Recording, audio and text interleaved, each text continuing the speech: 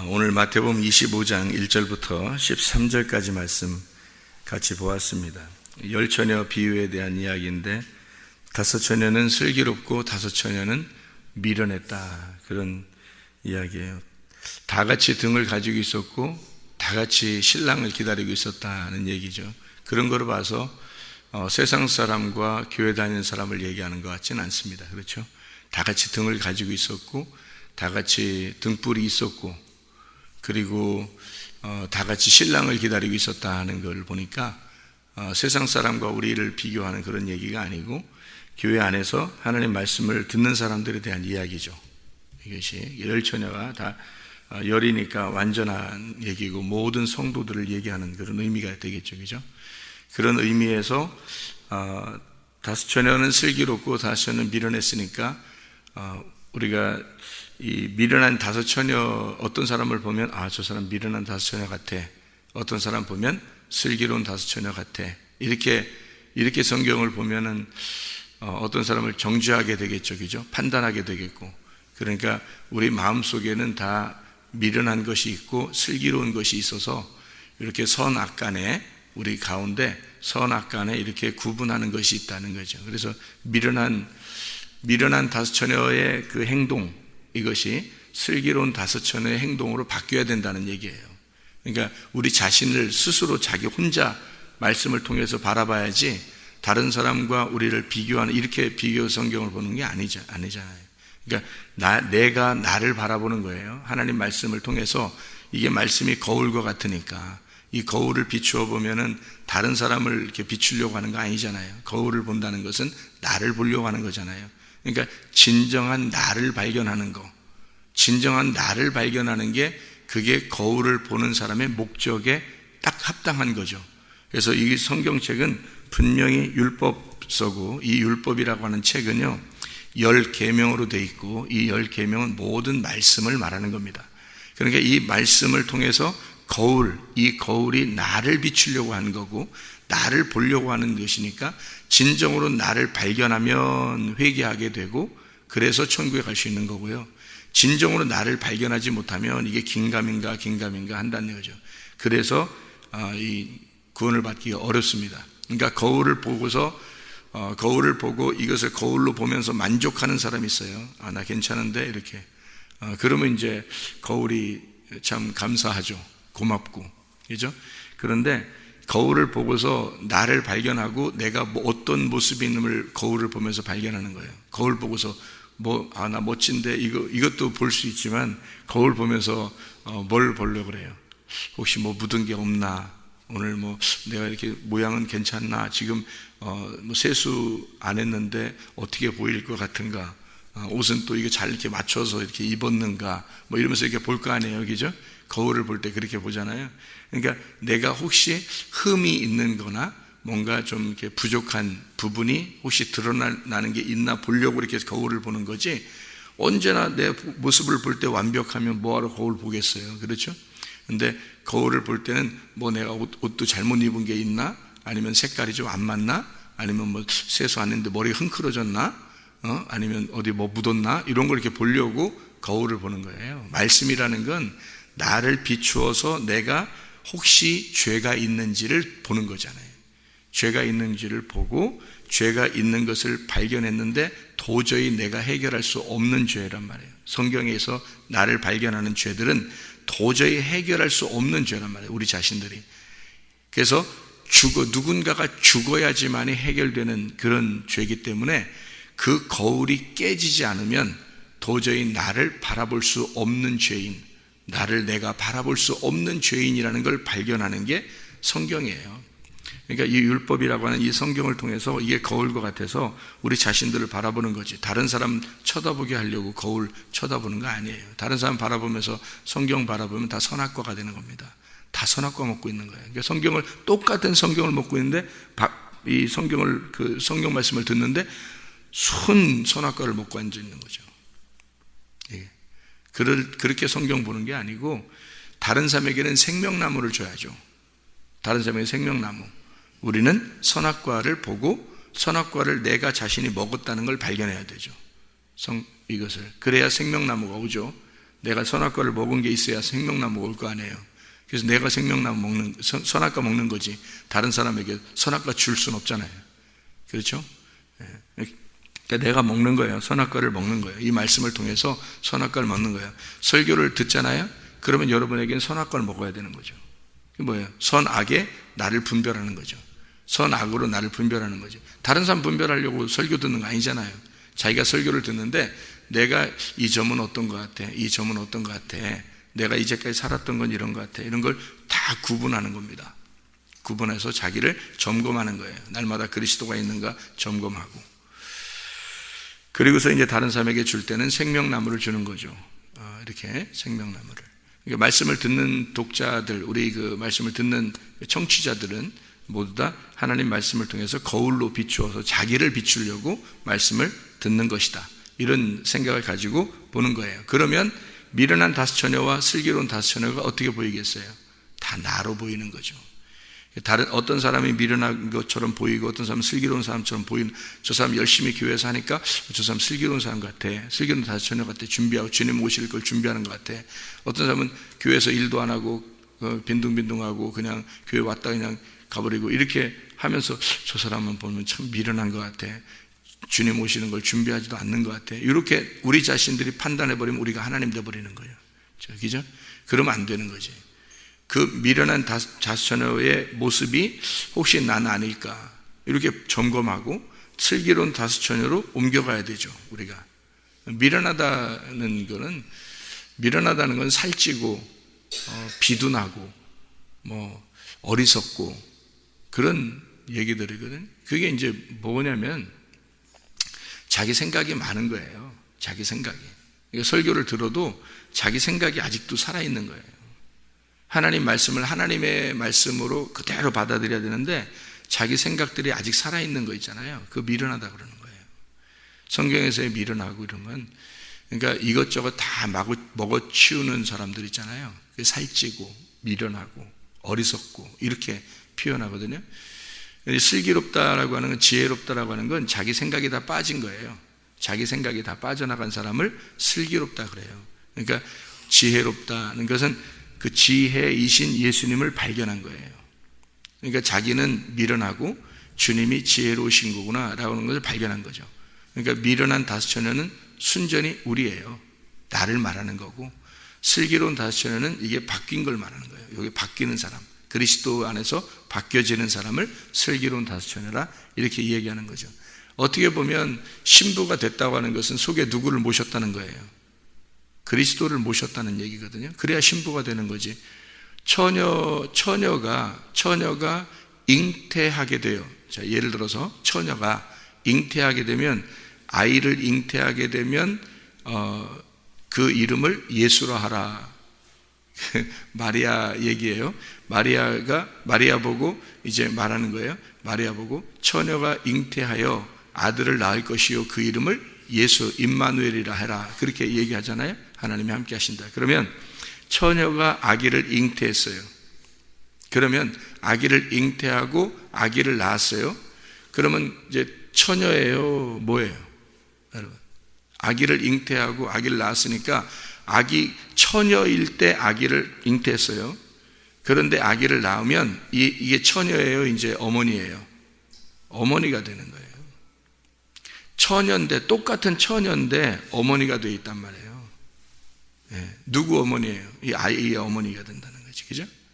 그러니까 아기를 잉태함으로써 단어가 바뀌는 거예요. 처녀가 어머니가 되잖아요, 그죠? 단어가 바뀌는 거예요.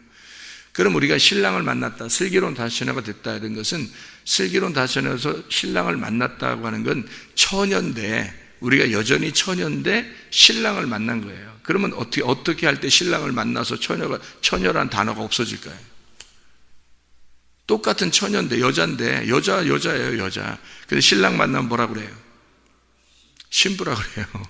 똑같은 처녀인데 신랑 만나면 신부라 그래요. 단어가 바뀌는 거예요. 그러니까 똑같은 여자, 난 똑같은데 이렇게 되는데, 신랑을 만난 거하고 만나기 전하고 이렇게 다른 거지. 뭐가 되면 단어가 달라지는 거예요. 처녀에서 신부로 단어가 달라지는 거죠. 아기를 임신하지 않을 때는 처녀였는데 아기를 임신하고 처녀가 잉태하여 아이를 낳으니까 이 처녀는 어머니가 되는 거잖아요. 단어가 달라지는 거죠. 그죠? 예, 바뀌는 겁니다. 그러니까 미련한 다섯 처녀는 신랑을 만났어요? 못 만났어요? 기다리는데 못 만났어요. 미련한 다섯 처녀는 못 만났으니까 단어가 바뀌었어요? 그대로 있어요? 그대로 있어요. 그냥 처녀예요.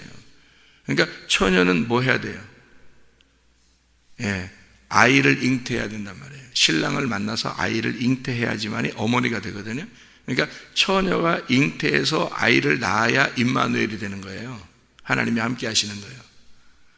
그러면 이 처녀가 아이를 잉태하면 어머니로 바뀌듯이 처녀는 신랑을 만나야 신부가 되는 거예요. 근데 신랑을 못 만났어. 그러면 아직도 그냥 처녀인 상태라 그 말이에요. 그러면 아이를 잉태했다. 뭘 잉태했다는 거예요? 말씀을 잉태했다는 거예요. 말씀을 잉태해서 말씀을 낳으면 말씀의 어머니가 되는 거죠. 말씀의 어머니가 곧 교회예요. 말씀의 어머니가. 그러니까 성경에서는 교회를 믿음의 말씀의 어머니라 그래요. 그래서 이삭을 낳은 사라, 아브라함의 부인이죠. 그냥 아브라함의 부인으로 있을 때는 아기를 없었는데 그냥 처음에는 근데 아기를 낳았어요. 아기를 낳자마자 어머니가 되는 거예요. 이삭의 어머니가 되죠. 아브라함의 아내로서 이삭의 어머니가 되잖아요. 그것처럼 이삭의 어머니가 된다면 말씀을 소유한, 말씀을 가지고 있는 교회가 되는 거예요. 이 사라가. 그러니까 사라가 교회가 되는 거예요. 그러면 신부가 되는 거죠. 그때 비로소 신랑을 만난 신부다 이 말이에요.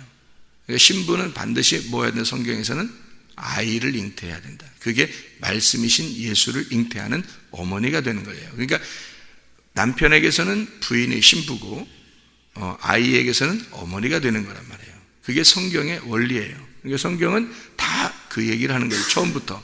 처음부터 그 얘기를 하는 거예요. 신랑과 신부에 대한 이야기, 아이와 어머니에 대한 이야기예요. 그렇죠? 물론 아버지가 계시죠. 근데 그 아버지는 하나님이시란 말이에요. 말씀이신 영이신 하나님을 말하는 거예요. 자, 하나님을 믿고 있지만 그 하나님을 믿고 있는 그 사람이 속에 등불을 가지고 있지 않아요. 아니면 등불이 꺼져가요. 그 말은 뭐겠어요? 등불이라는 게. 등불이 빛으로 오신 예수님이잖아요.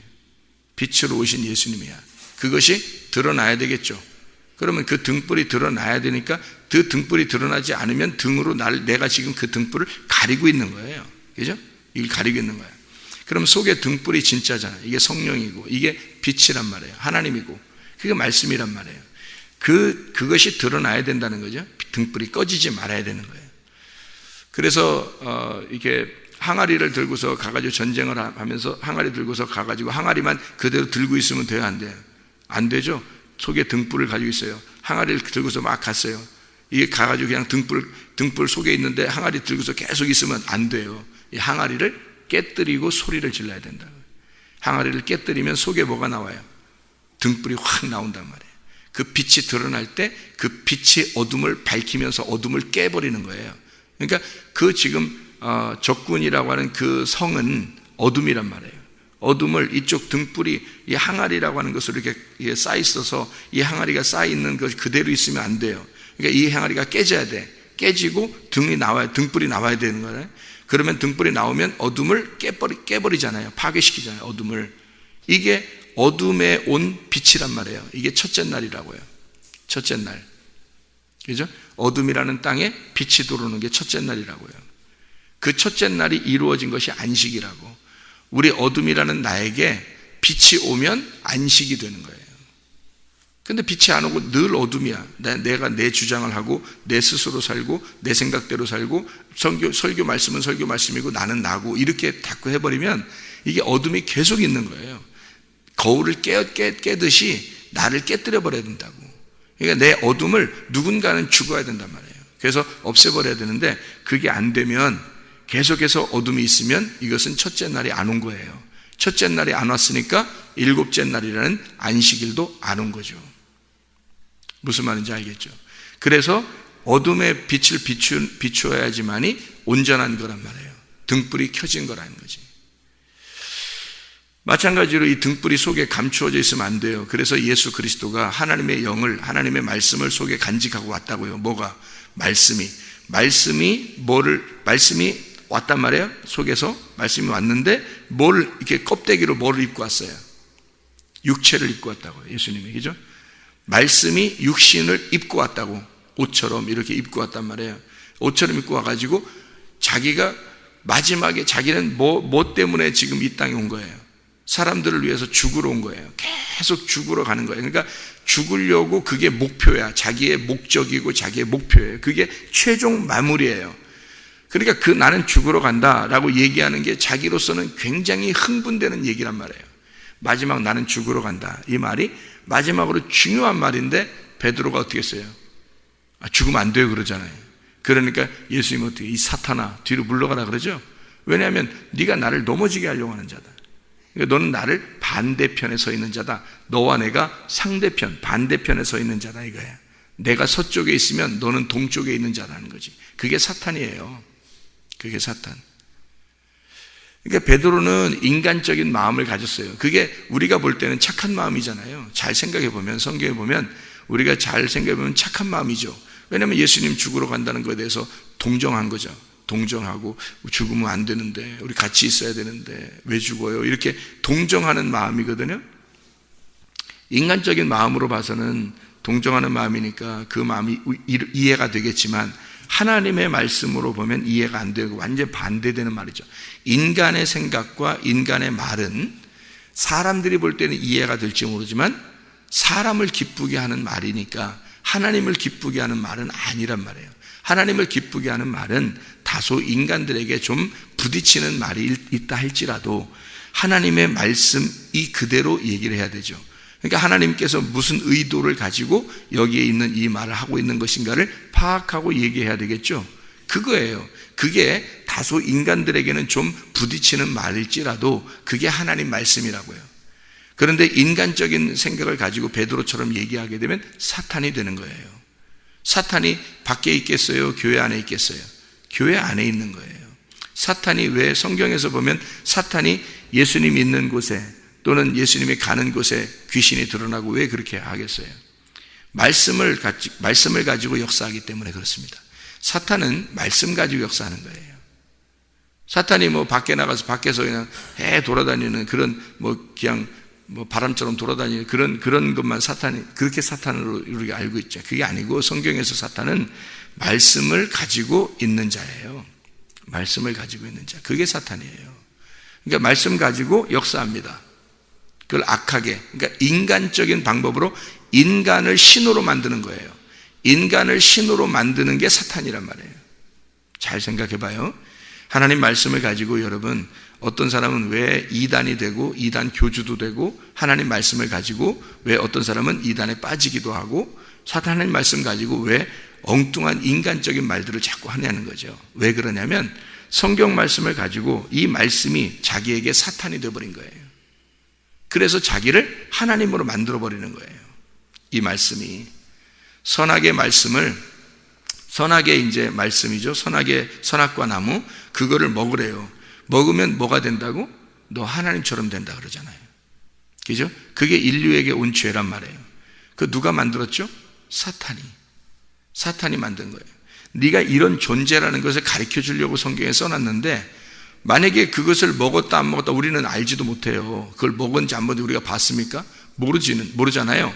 그런 거 성경에 안 써놨으면 우리가 어떻게 알아요? 모르고 그건 많은 거죠. 그런데 성경에 이렇게 써놓은 것은 누구를 위해 쓴 거예요? 바로 이 성경을 읽고 있는 나를 위해서 쓴 거란 말이에요. 그러면 지금도 하나님은 옛날에 과거의 아담의 하나님만이 아니라 지금 여기에 살고 있는 나의 하나님도 되신단 말이에요. 그러면 아담에게 역사했던 그 하와의 꼬임 그리고 사탄이 하와를 꼬이는 그 선악과의 말씀이 지금 내게 말씀하시는 선악과가 될 수 있다는 얘기예요. 그렇죠? 그러면 이 선악과의 말씀이 내가 선악을 먹어서 이 말씀으로 선악을 먹어서 내가 판단자가 되고 내가 하나님이 되겠느냐? 너 하나님처럼 된다 해서 그렇게 말씀을 듣겠느냐? 아니면 생명나무 열매를 먹겠느냐 이거예요. 생명나무에 대신 예수님을 나를 위해 죽으시고 철저히 선악과로 죽으시고 생명나무가 되신 그 열매를 먹고 살겠느냐는 거죠. 어떻게 살겠느냐는 거예요. 우리 보고 그걸 비교하라는 거죠. 이게. 그러니까 선악을 먹는 사람이 선악으로 탁탁탁 구분하잖아요. 그죠? 그런 사람이 뭐 멍청하고 뭐 이러겠어요? 아니면 막 머리가 번뜩번뜩하고 현명하고 지혜롭고 이러겠어요?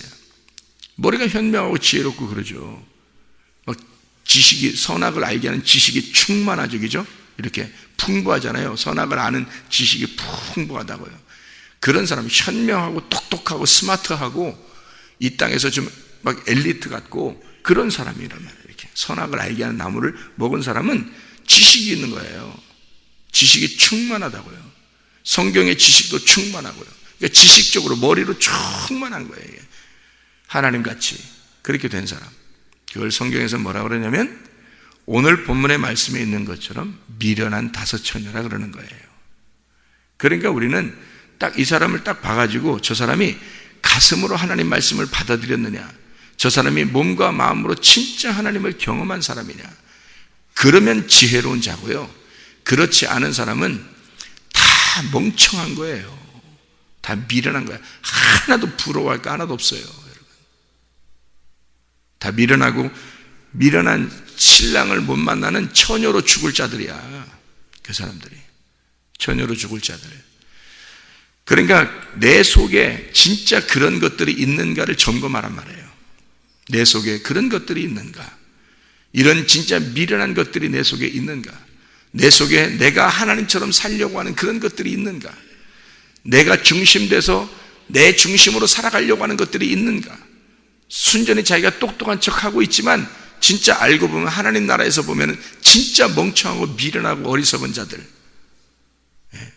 그거 영적으로만 구분하잖아요. 그런 것들이 속에 있는가, 이거를 제거하라는 거야. 이거를 보내버리라는 거야. 보내버리고 슬기로운 다섯 처녀가 되어 신랑을 만나라는 거예요. 처녀는 처녀로 죽으면 안 돼요. 아이를 잉태하여 어머니가 돼야 됩니다. 처녀는 처녀로 죽으면 안 되고 처녀는 신랑을 만나 신부가 돼야 되는 겁니다. 그게 성경의 가르침이에요. 그러니까 처녀는 굉장히 자기가 똑똑한 척하지만 그렇지 않아요. 미련하고 어리석은 것입니다. 성경에서는요. 그래서 미련한 다섯 처녀가 슬기로운 다섯 처녀가 되는 말씀이 오늘 마태복음 25장의 말씀입니다. 그래서 신부는 어떤 옷을 입어야 돼요? 흰 옷을 입어요. 깨끗하단 말이에요. 깨끗하다, 흰 옷, 색깔이 없다는 말이에요. 그러니까 그걸 뭐라면 순수하다 그래요. 순수한 걸 뭐라면 그 옷이니까 순수한 옷을 입고 살아야 돼요. 순수한 옷은 뭐냐면 진리의 말씀을 말하는 거예요. 그 진리의 말씀을 입고 사는 게 신부란 말이에요. 미련한 것은요, 미련하고 이게 신부 반대가 뭐냐면 요한계시록에서는 또 뭐라고 말하냐면요, 미련한 것을 음녀라 그렇게 말을 해요. 그러니까 지혜로운 사람을 신부라 그렇게 말하고, 신랑 만난 자를 신부, 신랑이 있는데 딴짓하는 사람 있잖아요. 하나님을 믿고 있는데 딴짓하는 사람. 영은 등은 밝혀 있는데 등이 있는데 등불이 꺼져가는 거예요. 말씀이, 순수한 진리의 말씀이 꺼져가는 거죠. 그런 사람들을 미련한 음녀라 그래요. 성경에서는. 그러니까 요한계시록에서는 음녀라 그렇게 말을 하거든요. 그 음녀는 색깔이 있는 옷을 입어요. 색깔이 여러 가지죠. 화려한 옷을 입습니다. 왜 그 흰 옷과 화려한 옷을 갖다가 비교해놨냐면, 원래 화려한 옷을 입는 게 더 사람들이 보기에는 좋겠죠. 그러니까 음녀를 따르는 자들이 많단 말이에요. 요한계시록에 음녀를 따르는 자가 많은 게 여러 가지 말씀을 갖다가 해주니까 그러는 거예요.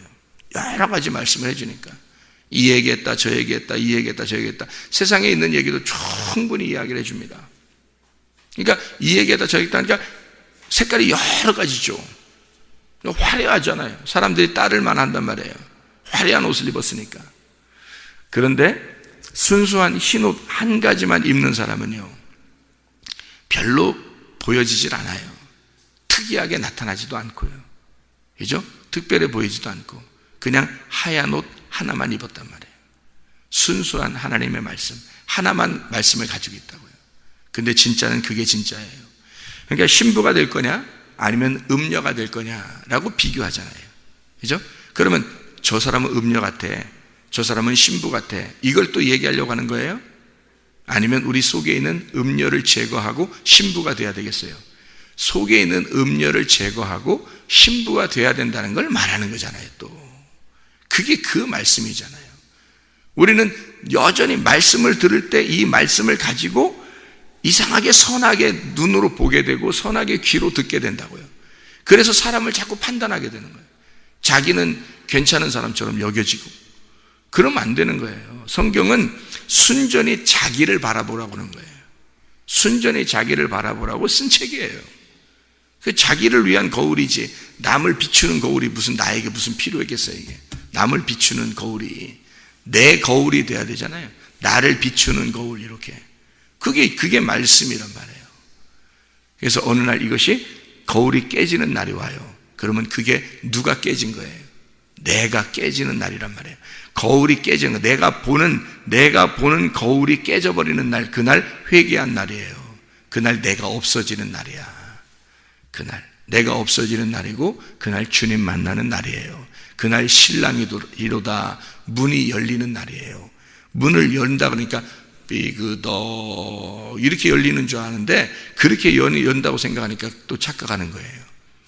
문이 깨진다 이러면 이해가 되잖아요. 그죠? 문이 열린다, 문이 깨진다, 문이 찢어진다, 그러면 이해가 되겠죠? 그게 거울이 깨지는 거예요. 거울이 깨진다. 거울이 딱 놓고 보니까 거울이 나만 보였으니까 저 뒤에 너머에 있는 지성소가 안 보였단 말이에요. 그죠? 계속 하나님 말씀이, 진짜 말씀이 안 보였고 계속 나만 비추잖아요, 거울이. 그래서 이걸 나를 비춰서 완전히 나를 깨달았어요. 그래서 내가 죽는 그 순간, 회개하는 그 순간이 와서 거울을 깨뜨려 보니까 그 속에 진짜 생명나무의 말씀이 있더라는 얘기지. 거기에. 그죠? 내가 회개할 때, 내가 진짜 회개가 될 때, 내 거울이 깨질 때, 그때 그 거울 너머에 지성소가 있는 거예요. 거기에 생명나무가 있는 거라고.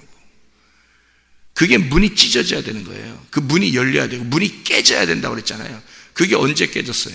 예수님이 십자가 못 박혀 돌아가실 때, 그때 깨졌다고요. 그러면 그때 2000년 전에 깨졌는가 봐. 지금은 깨져 있는 상태에서 지금 있는 거네, 그럼? 이렇게 또 생각한다고요.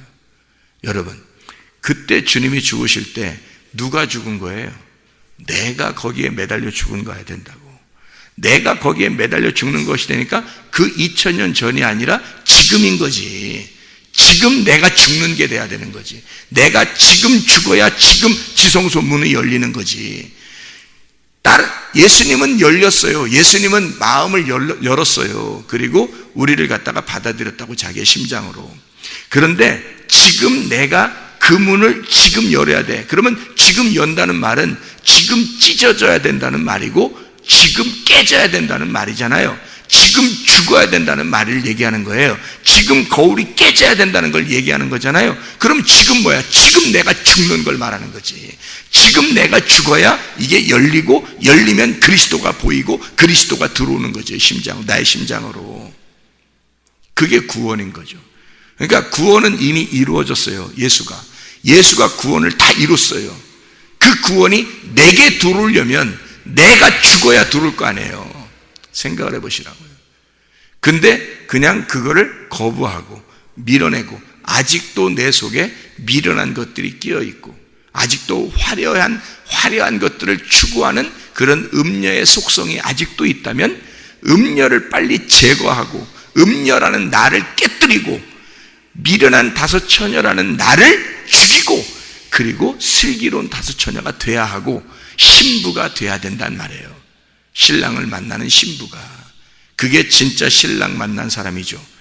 지금 시대에 여러분, 우리 자신이 죽어 예수 그리스도 안에서 내 거울이 깨지고 십자가에 나를 매달고, 그리고 주님을 따라가는 주의 사람들이 다 되시기를 바랍니다. 기도하겠습니다.